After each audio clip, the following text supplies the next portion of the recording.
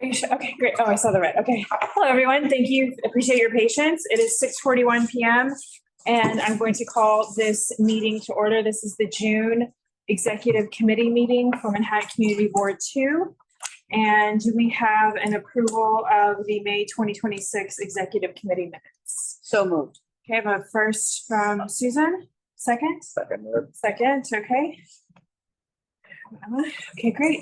So with that, we go to the chair's report, which is me. So really quickly, let me just pull up my notes. And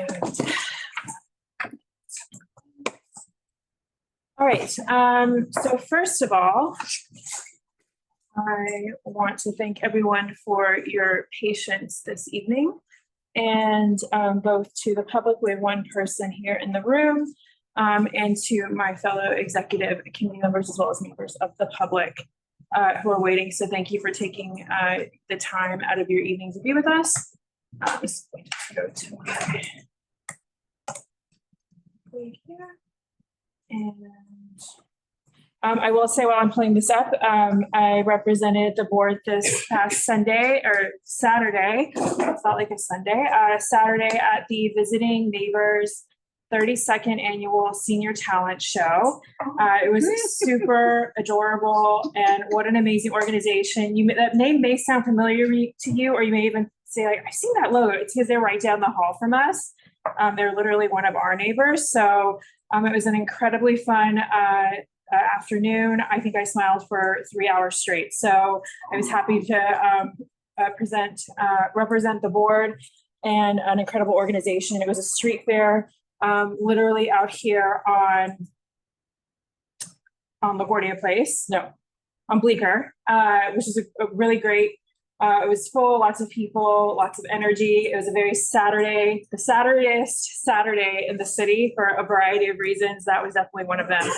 And anyway, so with that, all right. So first, I want to just kind of give a few brief procedural and governance updates. So I want to address quorum and committee operations. So I just want to make sure that committee chairs are making every effort to ensure that their committee members are attending appropriately. If there's not a extenuating circumstance form on file or a medical waiver, everyone is designated to be in person unless they meet one of those two criteria at committee meetings.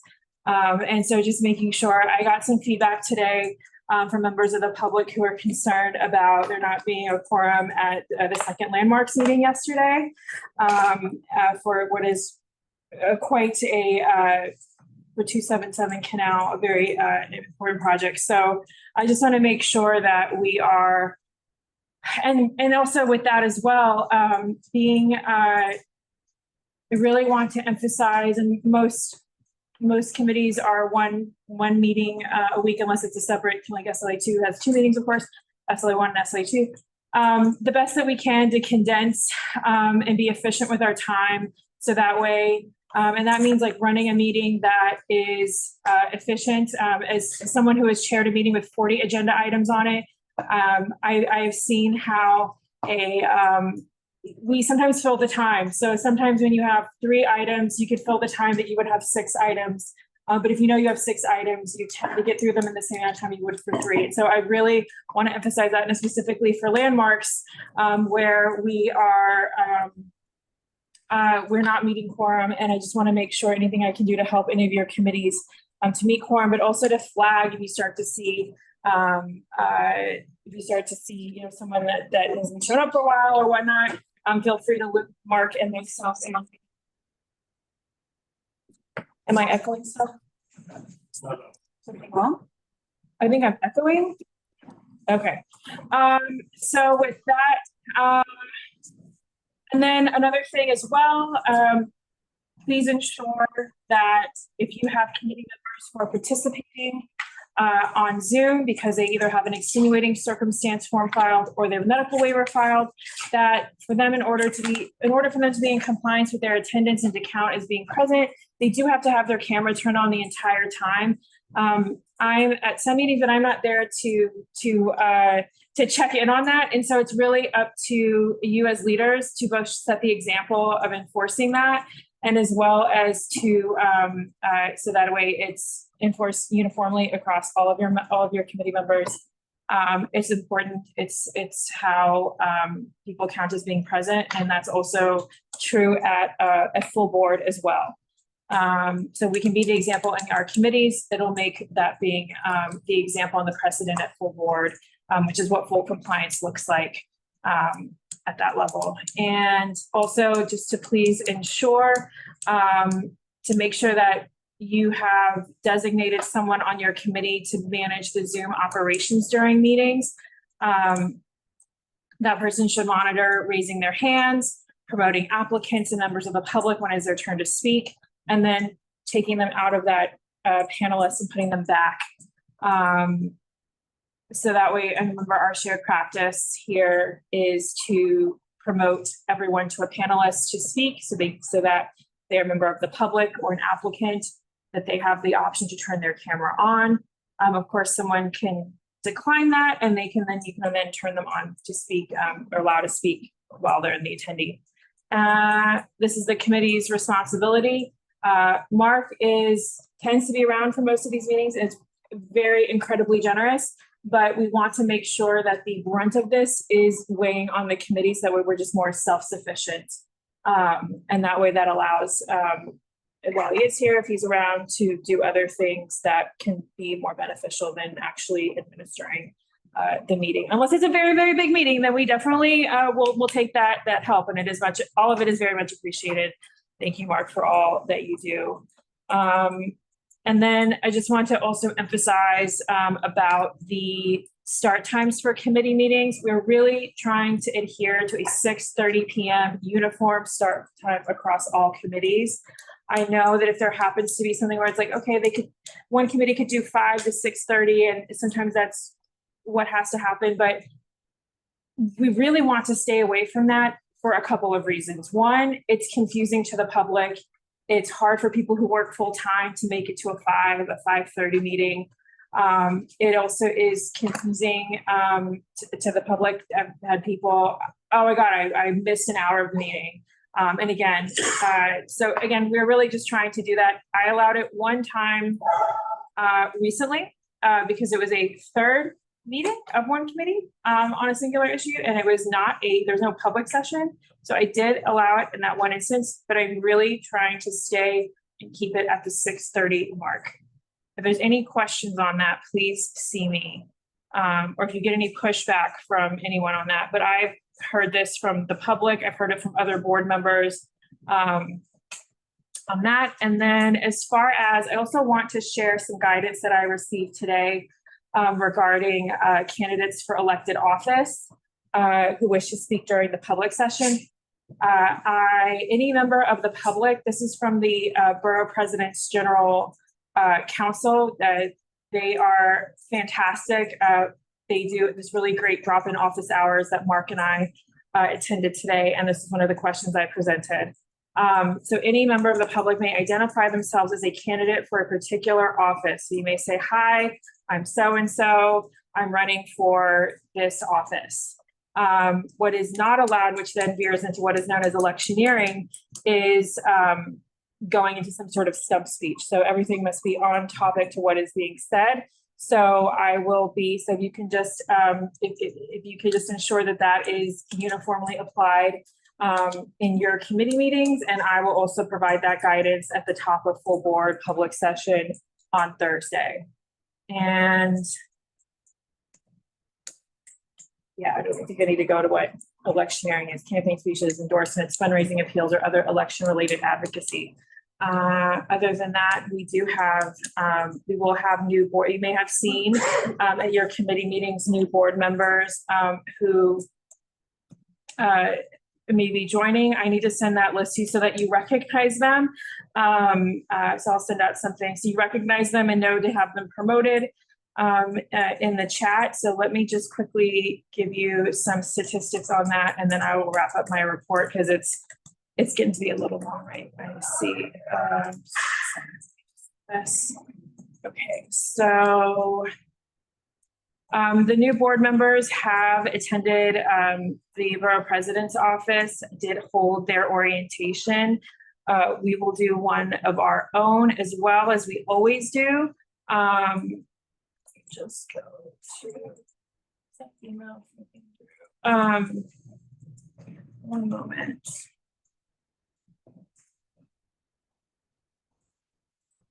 Okay.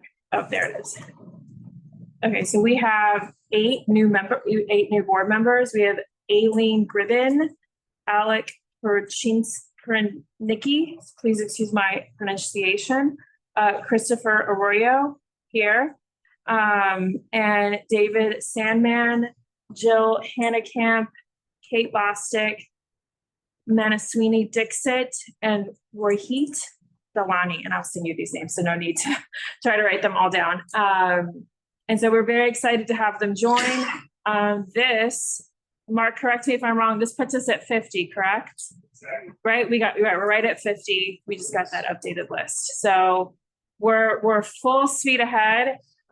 Excited to have these new board members. Thank you to the borough president and the borough president's office for that. And I think that is all that I have for my report today. Great.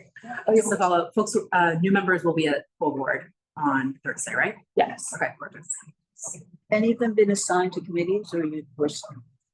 Susan, you know more than anyone I not do. to ask me that question. Sometimes people, they request it, that's why. Kate, you put Kate on. We did, you know what? Thank you. Yes, we did. Kate Bostic is currently on, she's on SLA 2-1. I don't have them all memorized. She's a public member on SLA 1, so she is now a full board member on SLA 1. So that has been assigned. That is correct. By next month, the sign-in sheet will reflect that. Yes, and we'll ensure DJ and Emma that the rosters are all with all that information and whatnot. I'll turn it over to Mark. Okay. So it's June, so it's time to start talking about the district needs statement. The district needs statement is a charter mandated report from the community board it actually goes to the Department of City Planning.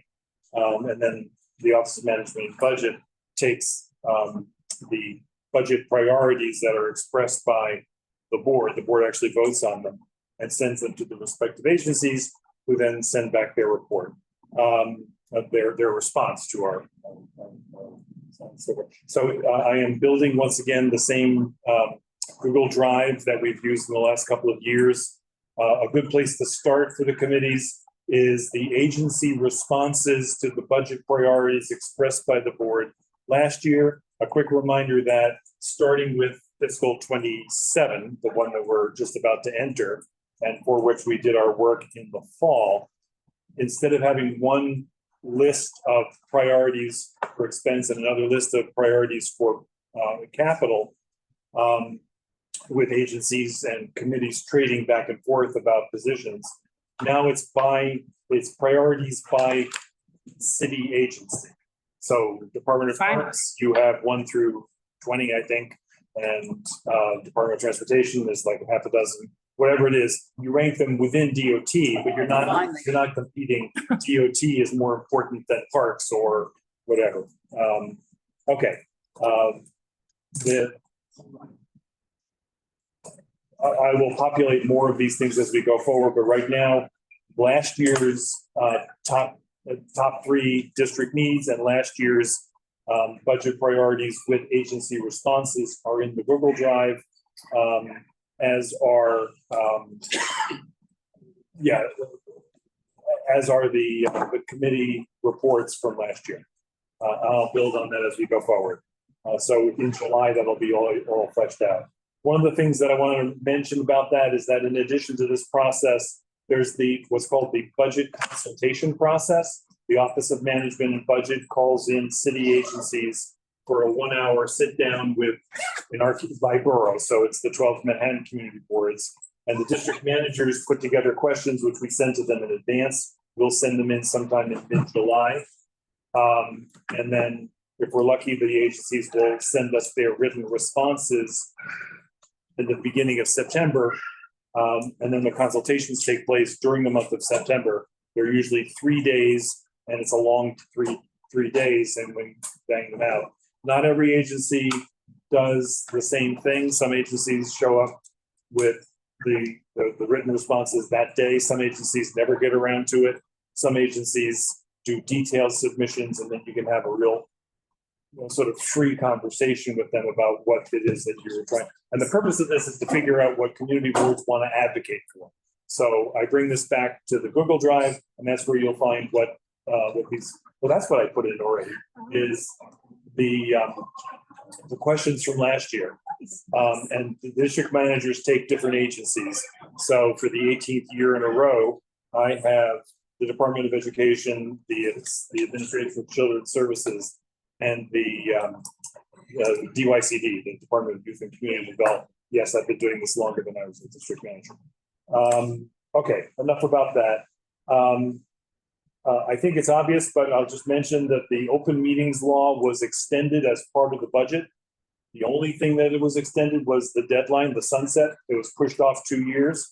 There is no substantive change to the rules that guard about what a quorum is and how one has to behave. So Valerie was talking about the extraordinary circumstances form and the disability form. They're the same. They are, by the way, just a reminder, they're on the website under committee materials. Under committee materials, they're under open meetings law. So if you need to fill out one of those forms, it's available even if I'm not. Budget and street fair. Good news, the street fair netted CB2 over $9,000, which is even a little more than last year. The bad news is that we've had to use some of the street fair money because of a rule that the Office of Management and Budget has that I can't transfer more than $50,000 out of PS, out of personnel services into OTPS, which is other than personnel services, without a city council approval, which only comes on June 30th. Which means that in order to, and why do I have to do that? Because some of our staff are consultants to the board, not city employees. And so they get paid as OTPS. And that means that I don't want to make them wait until July for their money. So we need a source of income. So we will spend our full budget this year. And we're going to stock up on some things like paper that we'll need and like that. And that we will pay in July. Let's see. Okay. A quick note that that the Fund for the City of New York is once again sponsoring their planning fellows. That's something you want to consult with the chair about because it's important. It's important that we give the fellows a good experience, and it's also important to realize the limitations of what those kinds of projects can and will produce. So anyway, that opportunity is now open, but as I said, it's really important to confer with the chair about ideas you might have for a project that they might be helpful with. I have some experience with that too, and really endorse the idea that it needs to be centralized with the chair before anything goes forward. A quick note about the Government Ops Committee on June 22nd. I will be testifying as a district manager, not on behalf of the board, but the board does have a resolution about the attempts to change the terms of employment of all district managers citywide. One of the things that's interesting about it is that they want to give the borough presidents the power to terminate the district managers without a vote by you who actually hired them. And the criteria for it include things that district managers don't have the power to control. So, for example, the charter says that we're supposed to do an annual report. No one has done an annual report since Scott Stringer was borough president.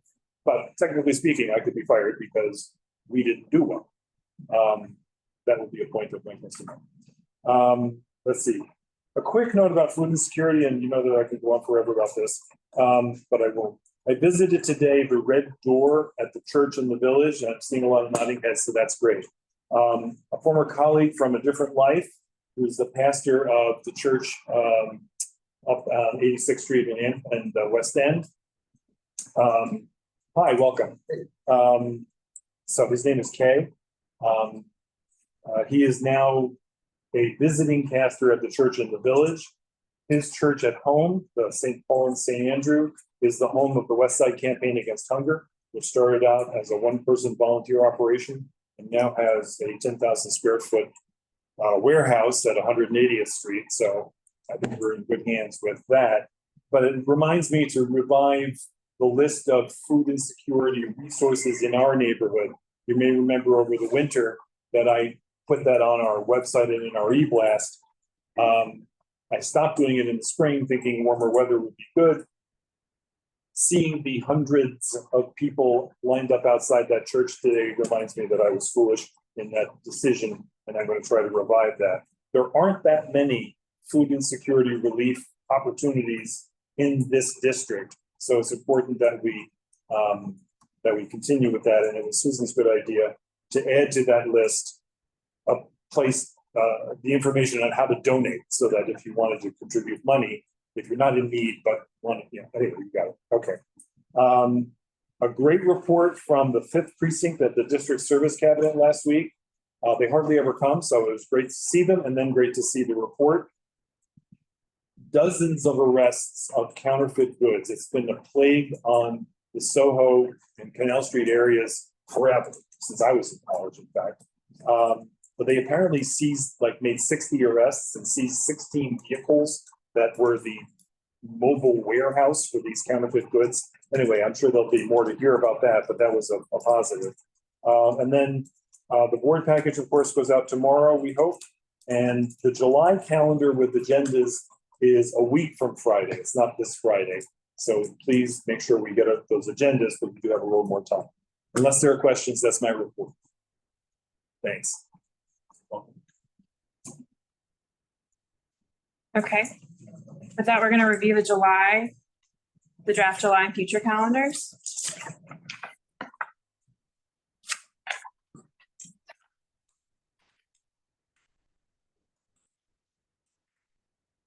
I'm not online. Who do we have online? Are you? Who do we have online? Do we have Rich online?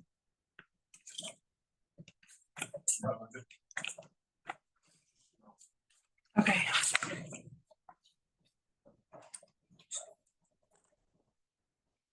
Any questions about the July calendar? I've taken off anything that's not an application-driven committee until we have an agenda.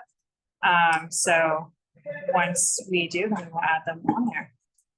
We have once again a new building. I don't know about the complexity of it yet, but normally a new construction would require a second meeting. And we don't have enough else in to know how much is on the. I guess I'm just going to pose this question that if this committee is holding 2 meetings and it's not able to make quorum, I just really hesitate on having 2 meetings because we can't get a quorum at the meeting. That's actually, if we want to discuss the quorum, that's not the issue. With this committee. But there wasn't a quorum on Monday. It's correct? not, 2 meetings is not the issue. I've heard feedback otherwise. No one, the people can come to me if they have something. Okay. This hearsay is not helpful. Right. Well, again, it's also the staff. It's also asking the public to come twice. It's a lot. It's a bigger picture thing. I'm really trying to. It's a question of time. We've been through this for years. Okay, well, we'll see where it nets out with the applications. We don't have all the applications. From what I understand, there are 4 applications currently. We don't know until the week before a meeting how many and how complex they are. I just have an email from Florence. That's the case every single month. Okay, I have an email What from there is Florence. now is not an indication of anything. There's 4 applications that have currently been submitted. That's a fact. And whether or not to the breadth of them, we don't need to discuss it here. But I'm happy to speak with you offline. But we're really trying to have. I've got feedback from the public today from last night's meeting, and just about there wasn't a quorum. It just a whole kind of general thing about concern about there not being a quorum. There wasn't a quorum yesterday. Yeah, it was yesterday. So anyways, I'm just presenting what has been told to me both yesterday, or yesterday, and then in real time, and then today via emails, phone calls, emails, etc. I repeat that the problem of the quorum is not 2 meetings. Well, either you have quorum or you don't. So it's really, it seems to be that if you can't get people to attend both meetings, that is an issue. We had a quorum for neither meeting. So then I'm not sure where the logic is into holding 2 meetings if you cannot achieve quorum at one of them. I mean, anyone else want to weigh in on that here? We ordinarily either have a problem or don't. It's completely random and has nothing to do with the number of meetings. Right, so we will be assigning more people to the committee, and it will be harder for people to commit to a committee with 2 meetings. And as well as serve on another second committee. So again, I'm just trying to streamline without,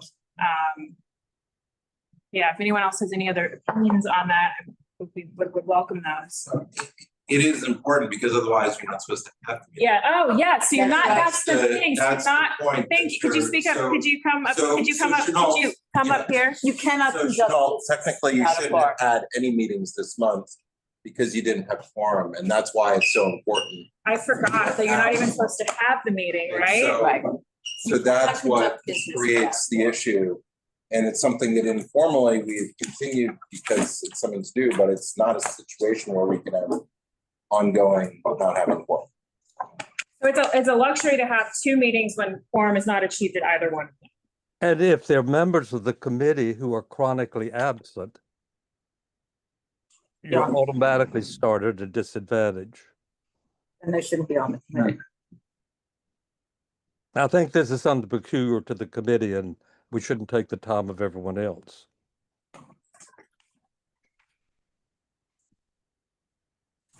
But it's an issue that affects everyone else because they also have people that are on that committee as well, also trying to hold meetings where, again, it is not ideal to have a week of meetings where someone is on that committee and another committee and they have 3 meetings in 1 week. That is just incredibly burdensome. Thank you. So anyways, we'll leave it at that for now. As far as the calendar, we could look at July and August.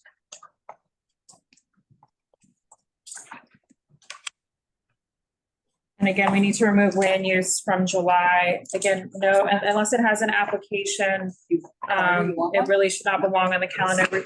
Yeah, we really just need to leave. We need to, I'm just saying in general. And then, Land use is in August. I'm Mark. sorry? I'm just saying to Mark that land use is there in August. Yeah.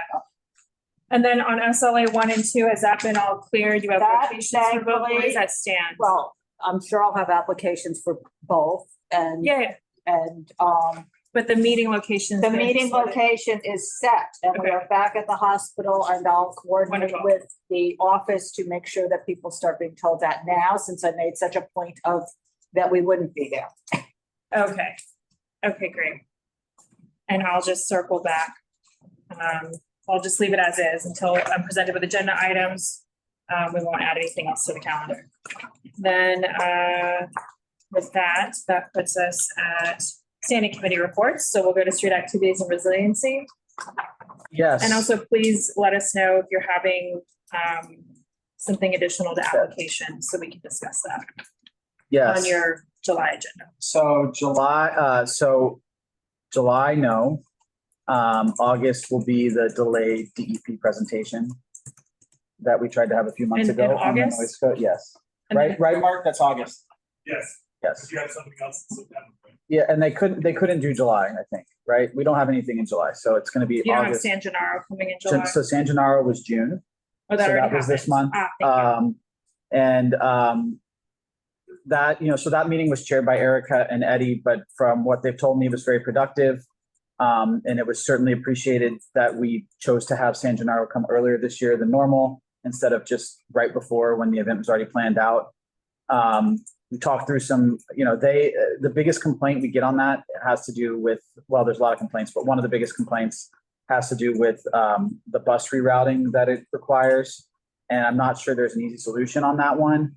But I think that's something we should follow up with MTA on if we can. Who needs to do that? Mark, can I talk to you after about that? And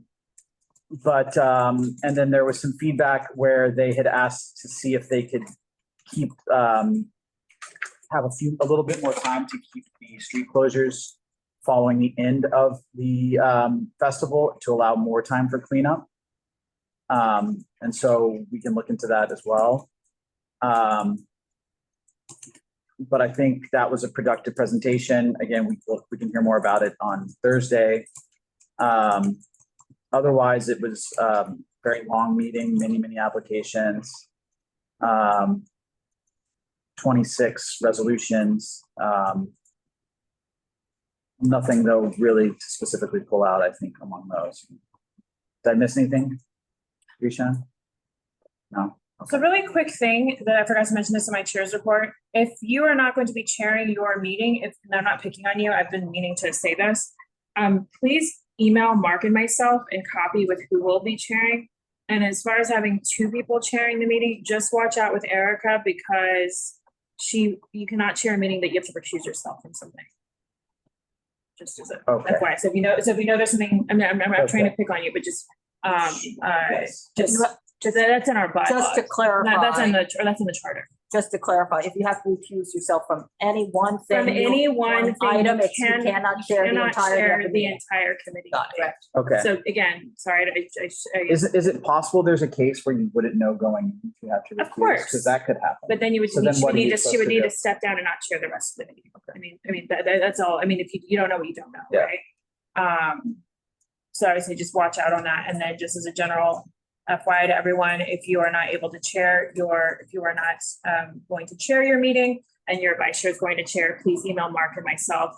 And you're kind of, you work. There's an anomaly in that, Okay, which is you can't chair a committee if you have to recuse yourself. It's 3 times. that's true. But does not mention vice chair. But if you have to recuse yourself regularly, it begs the question of can you chair the meeting? Yeah. It's just a weird. Oh, right, Right. technically, right, she has recused herself more than. So if she's regularly recusing herself, she Yeah. may not be able to Step up. chair. That's a good point. But that doesn't mean she can't be vice chair. I mean, Yes. just. Okay, interesting. Thank you, yeah, Interesting that's the that bylaws, right? Came up Yeah. because Yeah, that's where if you don't. Thank you for that know nuance. In advance, that's what. You may have to that. pick someone else to Yeah. step in for that. You can always serve as the vice Yeah. chair, yeah. okay, well, I think luckily we have other people on the committee that are capable of doing it. For sure. So, yeah, and then as I mentioned, we have a little bit of time to prep for it, but the DEP one's in August. Nothing special to call it for July. And that's gonna be, who attending, or who's speaking, or is it presentation? I honestly have to revisit it. We had some specific names of people which I can pull back up, but we have 2 months From there, the so let's agency. come back on that. Okay. Yeah, from the agency. Okay. No elected officials. No, Okay. from the agency. Okay. From the- Okay, great. So then with that, we will go to, and then you are meeting in August. We're meeting every month. Right. I know. That's for the lucky. Great, thanks. SLA 1 and SLA 2, Don. Yeah, we'll have 13 resolutions from SLA 1 and I think 8 resolutions from SLA 2. There are a number of denials this month for a number of various reasons. I think the one I'll just call out is 470 Broome Street, which is a cafe. They had come before, we recommended approval of the license. They got their temporary license. The liquor authority did some inspection on them because there were complaints filed. They were serving Campari and Aperol, which is low ABV, and the wholesalers they said sold it to them, and they weren't supposed to be having that, so the liquor authority denied their liquor license application, pulled their temp. So they are now 6 months later coming back for the liquor license, having learned their lesson. The community opposed the application initially, and the residents there are still not in favor of the application. The committee voted to deny unless with stipulations. The applicant said at the meeting they would sign the same stipulations they signed back last year, but lo and behold, they have decided not to sign the same stipulations as they signed last year. So this will be a denial resolution, and I think it's too bad because the committee went out on a limb to help them out here, and that's where we are with that. I would not be the least bit surprised if members from the community come to speak in opposition to that application. And then the other little anomaly we had is on each committee, we had a rear yard, applications to use the rear yard. That's not unusual. What is unusual, the committee has the thing, is it allowed to be there? If you have a certificate of occupancy or a letter of no objection showing that you can use the rear yard for eating and drinking, that's what we've always asked for. And sometimes we get that. In both of these cases, we did not have that. And two different attorneys, two different nights came with the zoning documents from architects to say that zoning permits it there. Nights? Two different nights. Oh, 2 different nights. I Two think it was different nights of the evenings, day. SLA1 and SLA2, two different lawyers came with letters from architects saying that zoning permits the use in this use group, but they didn't provide anything saying that this particular building had the proper egress in that rear yard to be used as an eating and drinking establishment. So we are denying them because we don't have anything that says that they're allowed to be there, and we're concerned about life safety issues with that. It was just a little bit odd that this is the first time to my knowledge that we presented with those types of documents, and it was 2 separate nights. So, and I think that's it for me. Wonderful, thank you. Thank you so much.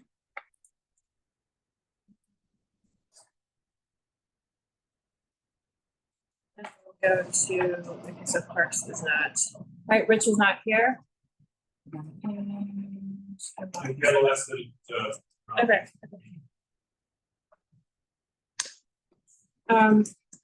While SLA2 is up, I did not include this in my report either. We did also get guidance since this was from the meeting in May, right? With the recording, right? There was a recording or some sort of documentary in May or something happening at your meeting?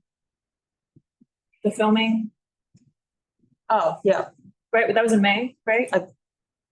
Or April or May. Okay.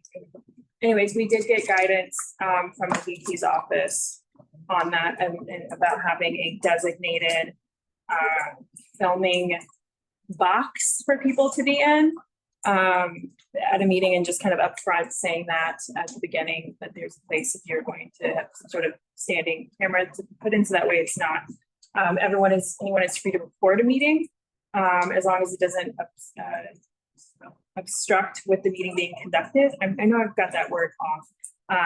And that was the guidance there. Also, it was confirmed that there's no implied right to privacy for either board members or members of the public at a full board meeting or a committee meeting.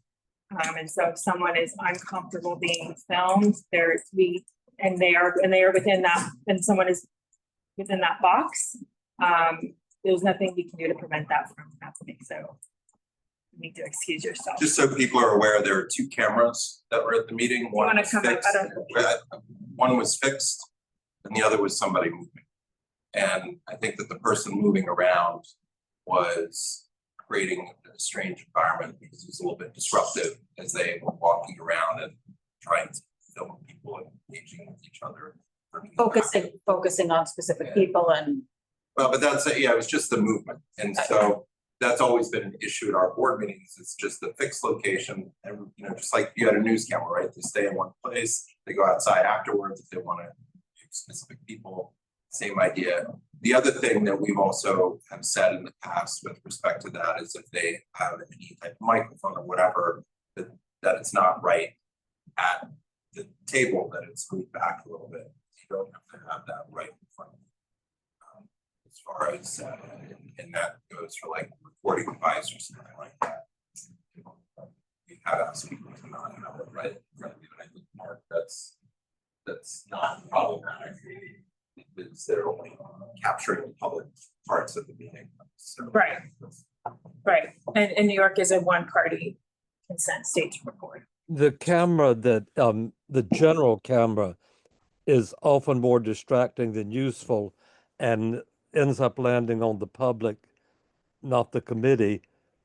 However, the table camera is very good and the microphone for who's speaking is also fine. The other one just never seems to have a purpose. And all, this was regarding someone from the public coming in to film the meeting, not the cameras that we have set up. Yeah, and this was at a different location than this room. You're muted. I think Sean may be speaking to a full board meeting perhaps? I'm thinking about the full board, yeah. Yeah, okay, I was okay, thinking about our camera. fair point. Okay, so again, I just wanted to tack that on. So next we will go parks on here, cannabis licensing. We didn't meet this month, mostly because we didn't have a space to accommodate the number of people we expected for our multiple agenda items. Those I was hoping to push to July, but hearing that unless we have an application, we shouldn't be presenting them. They probably can be pushed till September. That's up to you, we have something. Well, one of the bills that we were going to review is probably going to hit the floor before then anyway, soon. Okay. So it has legs, it's movement on it. So the other two can wait. We had two applications, neither were proximity compliant, both were ultimately withdrawn. And I don't expect we'll get anything in July or August. If we get anything in July and time permits, we'll defer to September. I mean, we'll see it in July. And if we get anything in August and time permits, we'll defer to September just to, alleviate the burden on the board and the executive committee. Also, OCM has in the past not acknowledged resolutions that are not born of a full board vote. So those they're getting smart. They're starting to understand our process. And well, there was no official vote on this, so it would be best if we were able to do that when we can all do it, vote on it.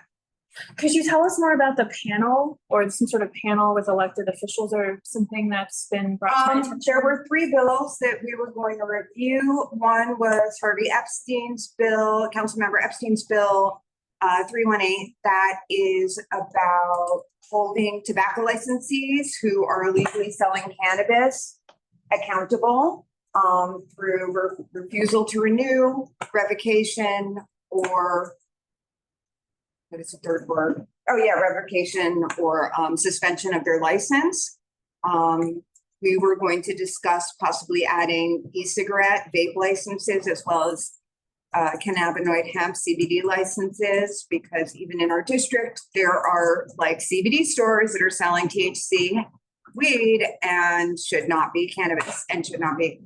But there was an education campaign around that so that people, these operators, they're legitimate businesses just doing something to make extra, I guess. I'm not going to speak to motives, but they would get that information ahead of time and be able to understand their obligations under the licenses that they do have. The second bill was Farrell Lewis's bill. It was about establishing proximity of cannabis establishments to public use facilities. New York City is the only municipality in the state that did not opt into a proximity restriction for public use facilities. Definition of public use facility is any government-owned building or space that primary purpose of which is recreation of children under the age of 18, I think 17 or 18. And the third one was to a bill that we had actually supported before and went into our district needs, which is now 813. This is like the third or fourth iteration of this bill. It's been brought by a few different council members over the years, to establish the Office of Cannabis Business Services. And so Within the city. in the city. And then what was the panel with elected officials? Just, We were gonna have the elected offices come talk about their bills. okay, got it. Okay, got it. Yeah. Okay, got it. Because who better to prevent? Okay. That's it. Great, thank you. And so the 13th, are we keeping the 13th or We'll keep, if you have something to speak about, of course, I'm just, I mean, I think we can proceed till September. There's also some like kind of exciting other stuff happening legislatively in cannabis that I think is going to get, you know how they like to give us stuff in the summer when nobody's looking, that we can talk about then. And we'll be proposing some lawsuits that will impact that possible legislation. So let's push till September for that Okay. hearing. And if we get applications, we'll take them as they come okay, it's for July. for July. Okay. So, all right, thank you. So next we will go to outdoor dining working group. We continue to receive applications. Let's just see. Next, we do not have anyone from land use. And, right, Eugene's not on, right, Mark? Say again? Eugene's not online, right? Don't see it. Right, okay. So then landmarks. Chanel. We had one application of note, of considerable note. A property at the corner of Canal Street and Broadway that is, was a movie theater, forgotten its name, from the early part of the century. 2 years ago, a proposal came, the first we had, to build a tower on top, to do with the Soho rezoning. We recommended approval and it was approved by the commission. And embedded in our resolution was a recommendation that they explore the possibility of making accessible entrance to the 2 subway lines that converge there, through the entrance that exists in the building. After the approval, they considered that and decided to do that and came back with quite a good proposition about the subway. The 2 things that now overlay the application itself is a bonus from the Soho rezoning and a further bonus from the transportation improvements, which is standard throughout the city. I don't have my notes. I believe it is a 10-story building a 12-story building became a 15-story building, roughly that, through the addition of the bonus for the transportation. Embedded in the Soho bonus were a certain number of affordable housing units. That is not a provision of the transportation bonus, so that it ended a taller building with the same number of affordable housing units. Nothing was taken away, but it just ends up taller. This caused a lot of outcry from the public that it was too tall and that it should have more. Both of those things are in the statute and they're doing it as of right. Excuse me. These things are difficult because to ask them to do all this and not take their entitled bonus is a little bit like the thing of not changing the statute, but asking a millionaire not to take the tax breaks that are affordable. So we ended up with what we ended up with height-wise. We found the building to be a bit sterile and out of character with the neighborhood. And that's difficult because it's both in Soho at the beginning as sort of a gateway, and it's equally in Canal Street, which has a different character from Soho quite markedly. And altogether, we approved the application with a number of suggestions about modifying it within the envelope that was proposed to better harmonize with the neighborhood. The public were almost universally said it was too tall, and we acknowledge that it's tall, but it's tall for the reason, not just because they're building a tall building. And I believe we came up with a resolution that does as well as it can. This is this was our first Soho building also, and we've had some since. And just today I learned that next month we have yet another Canal Street building touching Soho on a much less large plot. So we'll see what comes of that. But they again are going to be seeking a bonus. Yeah, Otherwise, they were fairly routine.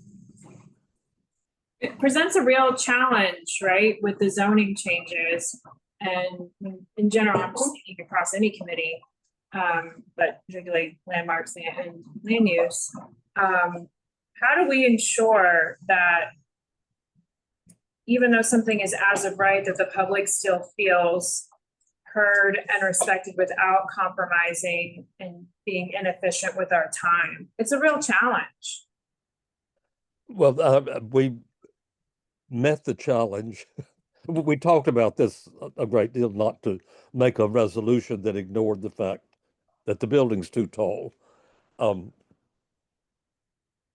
but of right too tall. And we did that by seeking assorted things to mitigate the apparent height of it. Oh yeah, I'm not doubting that. I'm just saying in general, I think it's just important across any committee that when that as long as people are heard in an efficient amount of time, that they feel they're respected, and that also any sort of feedback, whether it's not something as of right, but that is included in the resolution, even though it may not materially apply, but that way it's documented. Yeah, I think though this case is a little different. Okay, tell me about it. Went to another situation that happened last month, is we had a prior position that then somehow applied.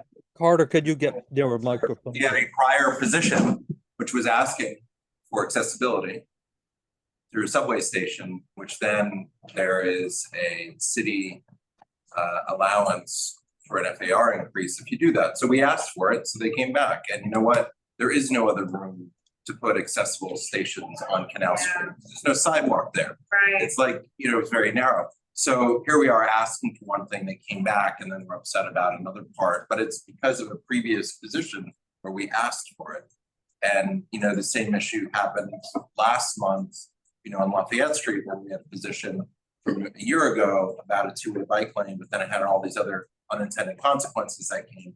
The public also felt like they weren't heard, and there was a previous board position. So we have two very big issues that came up with previous issues that the board had already opined on. And so it creates a situation where I think the public doesn't feel heard because it was the underlying first issue that actually drove us to the position. So how do we close that gap? Well, it's just what it is. I'm just pointing out that those are the two situations. And we had a very long conversation, if I remember, about transportation accessibility in many of the subway lines in our board, and it's very hard to find space. And it usually entails an adjoining building giving up space in their building to create that, because there's not much space on the street in many areas to put in elevators. And on Canal Street, there is an elevator, and it creates a little further east, and it creates a bottleneck where it's like 5 feet wide for the public. It's not very it may be a little bit bigger than 5 feet, but it's not also what we don't want that also, you know, in a lot of areas. So it's always gonna be a height factor, right? You know, if that's what you give back to the developer, and because we have so many areas. And then also, I think Chenal Canal Street had a pretty big upzoning because it's Canal Street, so we're gonna see a lot more big buildings there. Well, and this, a special, it's where two lines come together, so Right. it's benefiting more riders and. And I think we're gonna see a lot of building applications because, you know, Right, there's a lot of long-term property owners have developed assemblages or have buildings that they've been looking forward to. And with the two zoning changes, the City of Yes and the rezoning, you have consequences that came out because of the sequence of events. So they're much higher than what people thought would be there when the rezoning was up for discussion. So it goes back to your point, Schnault. It's like telling somebody not to build as big as they can is, you know, well, And this might never have probably been not gonna without, happen in most New York City developers. this might never have been without this confluence of situations, because if I understood the almost 5-dimensional drawing of the subway entrance, the only way to get it in that station would be through this building, and a great deal more space, obviously, within the building is being used for it now.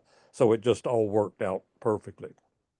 We also, if I remember, the building to the west across the street on the northwest corner also has a subway stairs or entrance or something, and I think it came up in a discussion of that, but I forget what the actual application was, and they declined. It may have been a stair. I don't remember exactly, but that the building across the street, which is another low taxpayer, you know, building.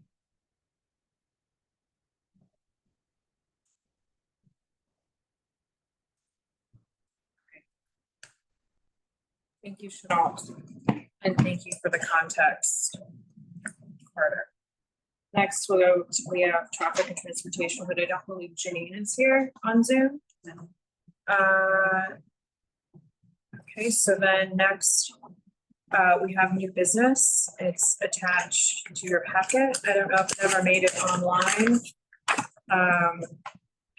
I got it by email. Okay. Right, but I don't know if it was posted online for anyone from the public that is on the meeting. I've not looked. So we have a resolution that was presented, was sent in, and it's a resolution supporting continued funding for the K-8 Beacon After School Program at City as School. Therefore, be it resolved that Manhattan Community Board 2 supports the continued operation of the free K-8 Beacon Youth After School Program at City of School, and urges the City of New York, the New York City Department of Youth and Community Development, elected officials, and other relevant agencies to identify and secure the funding necessary to maintain the program. Be it further resolved that Community Board 2 calls upon all relevant stakeholders to work collaboratively to ensure that children and families continue to have access to this essential community resource, and that no interruption in services occurs due to funding shortfalls. This was submitted by Janine Kiley, Patricia Laria, and Mara Fitzgerald.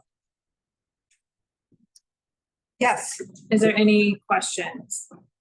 Is this something that's at risk? Is there a reason why we're doing this now? so I don't know if you guys have been keeping up on the city council hearings and rallies, and there is a complete upset in all of the after-school programs across the city. I mean, it's not, but I think about 229 schools are being upended now at the end of the year with really no explanation. This is another instance of it. That other one is really the whole difference between Manhattan Youth and UICD, but at the same time, the city seems to be moving all of the after schools, changing all of the after school options. And it's in our neighborhood, particularly, these are programs that are working, that families have come to rely on, depend on, and overwhelmingly, the families are upset and we want to keep them. And I think we definitely should be amplifying that to decision makers. That if something is working, we should keep it.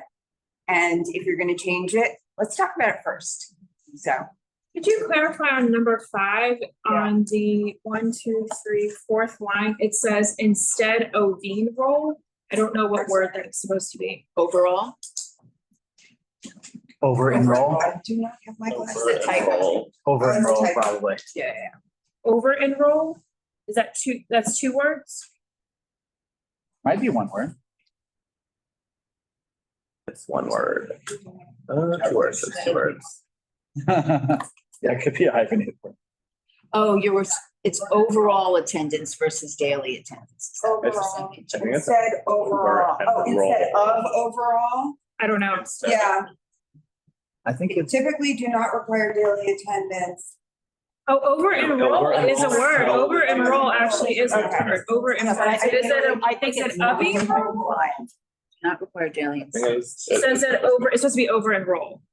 Yeah, so that the average, the daily average. Okay, it looks weird to me, but it is a word. Well, but this spelling is wrong. But the Yes, spelling is wrong. So we need to replace. Yeah, we this need to put an R in there. for an overall, if that's in fact the If word. that's the word. which- Over Oh, enroll yeah, is a word. instead, there should be a comma.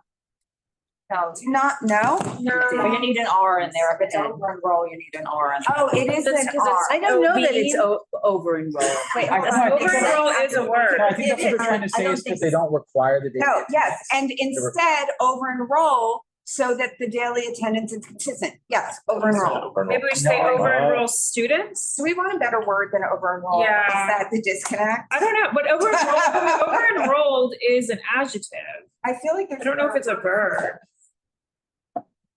I think it makes. Over enroll is not. I mean, it makes sense, but it Yeah. does, it feels. So over enroll in the present tense Well, does because- not exist, but over enrolled as an adjective does exist. So you cannot over enroll. So we do need a different word. Okay, so let's fix that general. And I'm going by Merriam-Webster. If you want to check out Oxford, please feel free to do it, but this is my default. So if we could come up. Well, it would be over dash enroll. That would work. Yeah, Over enrolling. over register. Or register beyond. I mean, I see it comes up I from don't- like AI, Mom, I don't but understand what are you trying to say? Yeah.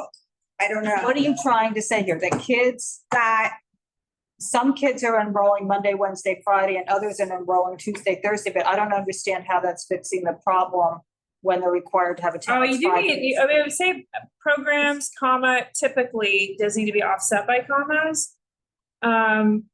If you think it needs it in there, it is a little, It just is reads weird. to not require most after-school programs. Don't require, so kids don't have to go every day. And they They go, and achieve families the average typically- by And over instead, the enrolling. programs, Okay, try that. okay, say, what is it? They do not require daily attendance and achieve the average daily attendance by over enrolling. And instead, achieve, If the program is is Oh, required. so, yeah, to Let's be the just- average. But So over register would be a better word. That's probably doesn't right. make any. is that a word? And- Basically, they're saying that like if everyone showed up every day, it might be too many, but they like allow people, they allow like. They understand. yeah, because not everyone- So that That's they how they- meet the average. It's like that they need. overbooking a flight. Over register is not a word. It would be hyphenated. It's not a word. Any of those could work hyphenated, no? Isn't that the point? I'm just looking on of hyphenated? Merriam-Webster. I'm looking on Merriam-Webster. Through. So just say Over. register beyond capacity. That also doesn't fit what we're trying to say. Can I just ask a question? Can we just strike that line? Because it's also not relevant. They're making their You know, number. I love things that are concise. Yeah, So, I- you know, if it's clearly, if it's causing Let's us a just get rid problem. of it. Most school programs typically do not require daily attendance at overall the average attendance, for example. Oh, but I would just strike I and, think the point is that they are Also, I don't think and also you don't need the parentheses. I mean, you might as well just have that in there. I think, couldn't you just strike it after starting with the word and? So you could just say most after-school Yes, programs typically do and- not require daily attendance. And Yes. then in parentheses, for example, some kids, or not even. You don't need the percent, you don't need the Daily parentheses. attendance. Yeah, I don't think the But parentheses would make- instead of, they don't require daily attendance, but consider average attendance at their, that's their standard. Yeah. That's So what better. is it? Most after-school programs, comma, typically, comma, do not require daily attendance. And what? But use the average daily attendance as their standard. Well, I don't think we even need that. though. Yeah. We probably Like, I don't think we need I any agree of with it. you. Let's just. We're trying to save something Yeah. that really can be Yeah. struck. It's. Why don't you just say it's most after-school programs pretty. typically do not require daily attendance, period. For example, some kids, finish that line. Right? I mean, I think that would be very clean. The qualifier, I think we can say. Want to see. Most after-school So programs where is it? typically Where- do where- not. This is all going back to the previous sentence because it says that they don't require 5 days a week and then the attendance drops. Exactly. That's what you're trying to work against. So if you just end it with most after-school programs typically do not require daily attendance, period, Period, then or it call gets an the point and, across. but Yeah. yes. Yes, So what that is it? I'm works. sorry, I didn't get it. I'm trying to edit it. We're just getting rid of that last weird. It just ends with the word attendance. Okay, so then getting rid of, for example, I think so. most after-school programs, comma, typically, comma, do not require daily attendance. Yeah. Semicolon, great. And then everything else is. Yeah, that's Yeah. very clean. Okay, great. I have corrected that.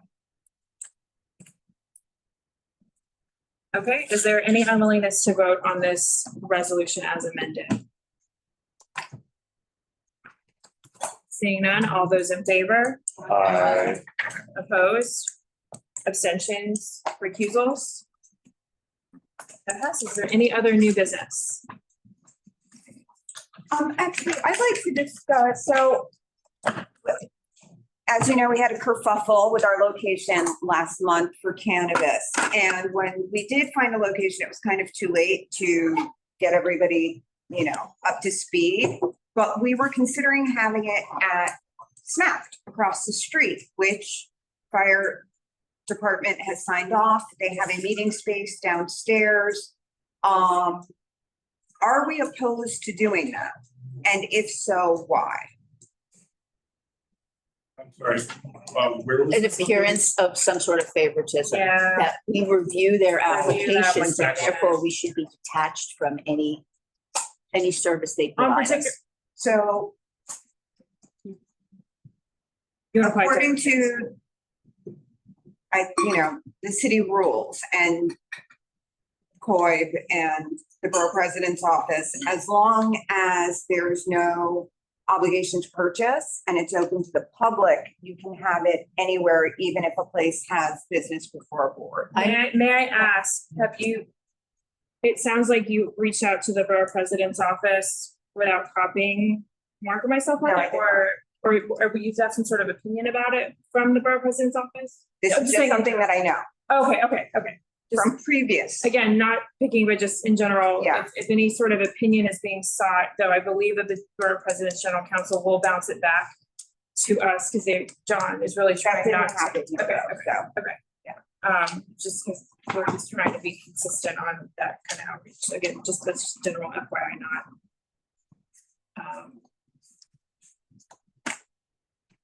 I'm kind of uncomfortable with it, but I don't know what others think. I think the fact that it presents itself as the question is the answer.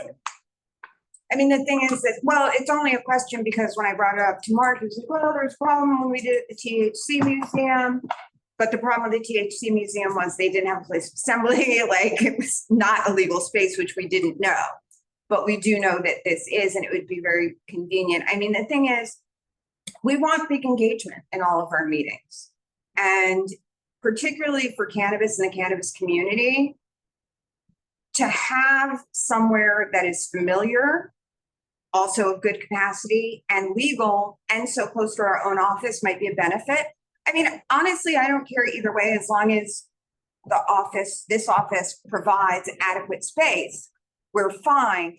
It's just, in this instance, we were forced to seek out our own space because nothing else was available. And, you know, I had no idea if that was if going we're in a on. pinch, can committee chairs suggest spaces? Should we have a list of possible spaces? Should they be pre-vetted? You know, like, because sometimes we have a limited number of spaces. Sometimes we lose spaces. We lost the church for so long, and it's really been a huge impact on us. Maybe expand our repertoire. I don't know. I think the issue is more that if it were for some other meeting Yeah. and not a cannabis And- meeting, yeah. it would maybe be okay.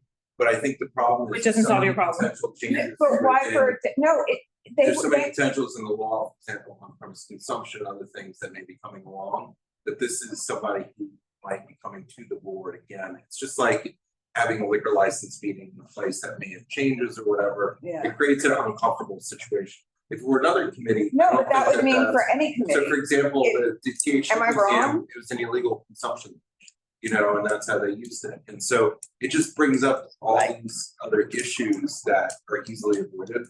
So I would say no. I have no knowledge of that. I don't know. It Even really if comes there- down to appearances. It's not, So- it doesn't sound like and it's to a that- technical problem. It is a question of So, appearances and that we're. I'm just using this as an No, example. no, but here's a better example, Can I is finish? find other spaces and make. Right, no, lists. that's fine. But That's- if people were to use, say that, or another licensee or restaurant or bar or any space that has business before the board or could potentially, right, have business before the board, because we're not seeing smacked for at least another 2 years, if they come again. So we wouldn't be able to use it in any private business. We wouldn't be able to have meetings in any private business, is what we're saying, is the precedent. And is that correct? Well, and anyone with like a liquor license, I guess. Any business that would have business before the board, But I think that the which issue would is be it's up to the almost office to any private determine business. where the meetings are held. And that's what Mark does. And we've had an But we issue need a in the rule, past is with- the point. Like, what is the Well, no, baseline? well, in the past, other boards pay for spaces. We don't, because we don't have budgets. And that has come up in the past, and that's what has been a limiting factor. Many of our meetings are also very long, it would be very expensive Yeah. to get those spaces. Many of these places also, you know, allow us to But what use is them as the a community baseline? space. Like, if it is a business, a private business that may possibly ever have business before the board, because that's the instance here, we can never have a meeting there. So I think that's, Is that a that's a yes or good no? question, but I think that the answer is more of how it would appear if there's an implication of something not appropriate. It's But not there- actually if I there think is. the fact And that that's we're, where we go into a So- licensing aspect, And that that's it fine, becomes but a that question of means people are any saying, bar, any That's restaurant, right. any nightclub, If any they're doing catering us a hall. favor and that at some point in the future, Right. that we might return the favor by being kinder to them. That's Exactly. what No, I understand that, but so and that if, comes up for our holiday if there were parties to and be, stuff. if there were to be, say, an SLA meeting in a cannabis dispensary, that would be okay, according to you. And if I the guess cannabis, something- wait, no, I'm trying to figure it out. And if there were a cannabis meeting in a restaurant or a bar or a nightclub, that would be okay, correct? In my view, that's still I not guess ideal, but I don't set the I guess rule. why the inquiry of some absolute? Because we need spaces to. We don't have want to limit the meetings. number of Why? opportunities. It's really great that you're not the spaces person. So It is it's really great, okay. It's but okay. We're just looking for a baseline, like if this, then this. So, but what I'm hearing is you guys want to keep wiggle room and decide on a case by case basis. Yes? I'm just gonna say no to no to smacked for a cannabis license. Yeah, but we're talking abstractly. That boat should have sailed anyway. My view is, I mean, I don't set the rules, but my view is it would probably be better if we never held any meeting in a space where we thought they would come before the board, like someone who's liquor license, cannabis license, whatever. And the way I think about it is like, if I'm an applicant and I'm applying before the board and I get rejected, for whatever reason. And then I look at this other space that's gotten accepted and they've gotten the license and approved and big support from the board. And then I see, oh, well, they let the board have a meeting there. To me, like, I'm gonna be unhappy about that. Gonna say, I'm well, gonna agree with you. So Right. that's why it's probably better if we can avoid it, even the cross committee stuff, in my view. I am 100% agreeing with you right now. That's probably my. There's only I a don't think we couple of should do it at all. anomalies that where that's come up, and those have been in museums. Do we see that For example, coming from? Whitney is an example of that. The Sheen Center is an example of where they. These are also regularly hold nonprofits. those, and That's I a think that we've difference. Also, right, well, I'm just saying that those are the, Something. yeah, and, but I'm just saying, those are spaces that that don't meet what we're talking about, but we have had them Because where. they're nonprofits? I think it's because they regularly hold those types of events in a For- large fashion. So And for they're instance, also like regularly Housing Works open on to- Crosby Street, to which the is an public. event space and a nonprofit. With the church money.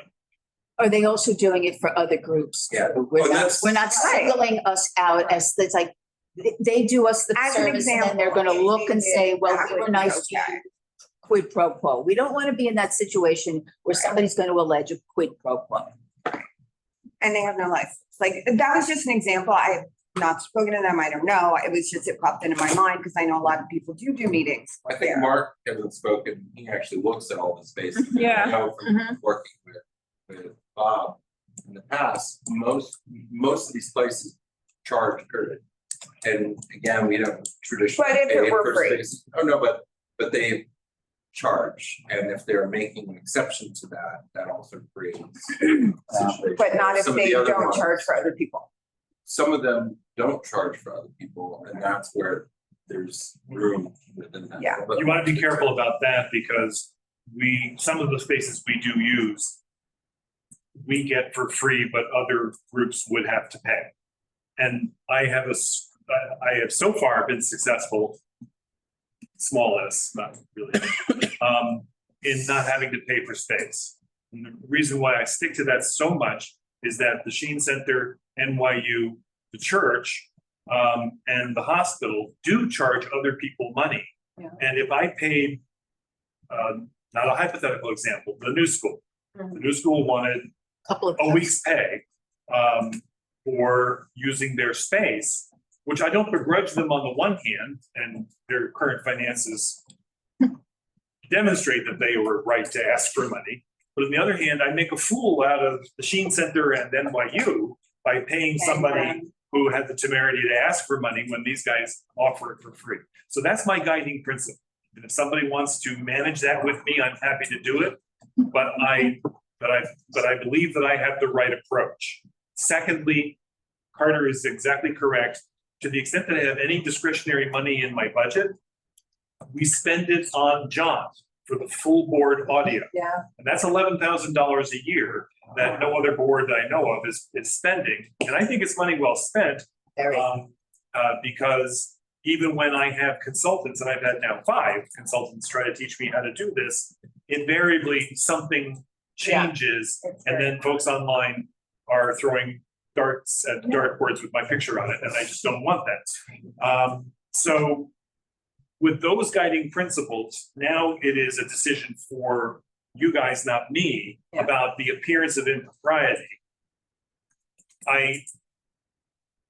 I suppose the cross thing, it does make some sense, but the guiding principle again is going to be use spaces that everybody uses that I can get for free. Right. And the other thing that is helpful, and then, you know, I'm looking at Donna because there are meetings that run longer than other meetings. And we What need, time do they make you leave? well, we just found out that NYU has a curfew. We didn't know that. Yeah, does Northwell have a curfew? No, because their security is there 24/7. They do start walking in around 12 o'clock. They're just out. I'm on a first name basis with the cleaning staff now, so What's the NYU curfew? it turns out to be 11. And our meeting ended at 10:59. And it was only through a bit of subterfuge that I was able to keep the room in order to clean up. Anyway, I don't know It's what really that. not, just for clarity, it's really not 11 o'clock. It's, we need to be out of there by. it's really- It needs to be We locked need the out. honor roll. We need The honor the- roll. We need the lights out. Honor rule is, it's not last call at 11, it's you gotta be closed out. All patrons out, yeah. And we did, just to, you guys, we did actually get kicked out in the past at a committee meeting from NYU. And it's very disruptive because everybody's gathered for a monthly meeting. And we tried to finish conducting the business here in this room. This was a long time ago. Means you have to have another. And it was just almost barely fell apart, but it didn't. And it's just not what we want to do because everybody's come to do everything that month, and particularly on an application that are timely. Yeah, for So, example, this you week, know- we're voting on Thursday on, I believe, 4 landmarks applications Right. that they're already asking for the resolutions for. And so this Thursday after the meeting, I'm coming back here to send the applications in because they're gonna be closed on Juneteenth. Oh. So, and theoretically, so am I. So, and it's actually a holiday I think is So important they're to gonna be observe. open at 10:15. It will arrive in their inbox on the 18th, not the 19th, and I think that's a distinction worth making. If you disagree, you No, I can walk them down yourself. Okay, So anyway, that's what I have to offer it. But the other part the last part is, as soon as you know you have this is everybody. As soon as you know you have a meeting that's gonna require more space than this room, it's helpful for me to know that so that I can shop around as much as I can. Because not all of the venues that we used to use back in Bob's day will welcome us at all. Right. Not all the venues that we used to use will welcome us without a check. And not all the venues that we even have good relationship with, I'm not their first call back. It takes 3 or 4 calls to the hospital. They're wonderful people. I don't mean, if they're listening, thank you, Malik. But you know, he's got other stuff to do than cater to what Mark Diller needs. So that's it. And that was part of the disconnect with this month with campus, is that I didn't understand that we needed a bigger space because lots of times we have a more modest turnout and we can accommodate it in this room. So anyway, that's my request. I guess the other thing you would need to know is how long the meeting would run. Yeah. Potentially, so that, I mean, SLA, part of the problem with finding a space for SLA is, as much as I can try the meetings, it's hard to have them end by 9:30. It is, and the other part of that is that when we used to meet in the church, technically speaking, we shouldn't be using the church because the only way we get to stay at the church late is because we turn off the elevator. And that makes the room not ADA accessible. I now toured the new space and I'm pretty sure they're still relying on the elevator to be their ADA accessibility. And we just have to fudge. Well, that's a good point. We used to actually turn on and off. At the end of They the will not meeting. give me the key to the elevator. They only give me the key to the front door. Maybe it's because I have the space and The other part I just wanted to raise about meeting and limits, and certain people here who were on the board prior to COVID, we had a cutoff time for the full board meetings at 10 p.m. when we were meeting in the auditorium at Scholastic, which is where we met for a long time. And that often when we had a public turnout was not enough time to conduct the board. So it does become an issue for many things where we have our meetings. And it is hard because you don't know which part of the meeting is going to last. But one of the things that's important is the public input and then our discussion of issues. And so when anything's limited, it starts to limit for the whole well, outcome. and remember, an efficient full board meeting comes out of efficient committee meetings, because if there's something or a disconnect with the public from either the resolution or from the meeting, then it tends to draw out more people that go to full board, so. What happened with Little Red School? I guess why was another location? Only put a few people in, it was filled It with was their boxes. The graduation. school- Oh, that's right, because they were at the graduation. Okay, that's their right. graduation day, so the auditorium That's and right. the music room were used, and they were only That's giving us a classroom because they Okay. like us. Great. All right, if there's no further discussion on that, I will entertain really quickly, before we go, I wanted to, we have a new board member and remind Joseph, new board member? Yeah. Right, okay, so maybe introduce yourselves. Sure. Hi, I'm Chris Arroyo. My name is Joseph, I'm here there. I'm interested in conversations today. And you're a new board, you're not a new board member. You're just a member of the public. Not Jeff. Okay, Not just, sorry. Okay, got it. I just wanted I don't have all the names memorized, so that's why I was just wanting to double confirm. Thank you so much for coming out. Welcome to the board. You go by Chris or Christopher? Chris. Chris, okay, great. Great, all right, so with that, I will entertain a motion to adjourn. Second. Okay, so I have Will and Susan. Thank you very much. Thank you. Everybody.